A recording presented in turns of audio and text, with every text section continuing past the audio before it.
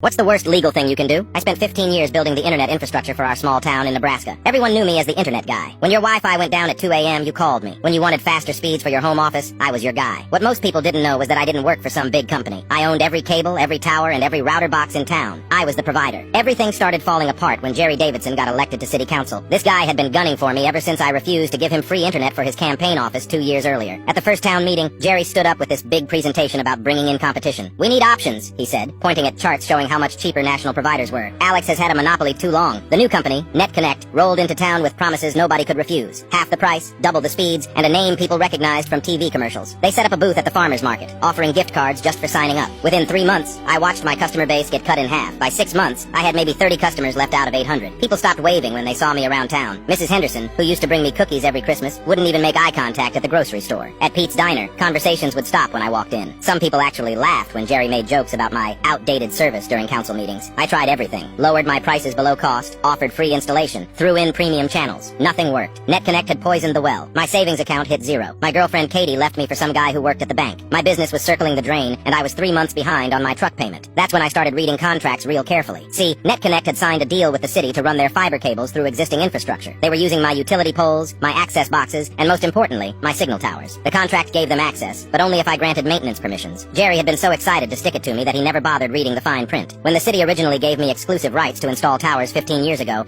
I wrote a clause that let me shut down signal access with 60 days notice. Back then, it seemed like a smart way to protect my investment. Now, it was my nuclear option. I spent 3 nights going through every page of every contract. NetConnect's infrastructure piggybacked completely on my original network backbone. They never laid fresh lines because it would have cost millions. They just plugged into what I'd already built and called it an upgrade. On a Tuesday morning, I walked into City Hall and filed my 60-day notice to terminate signal access. Jerry was there picking up some paperwork and saw me at the counter. He asked what I was doing with a smug grin on his face. "Just some routine maintenance paperwork," I told him. NetConnect's lawyers showed up exactly 1 week later.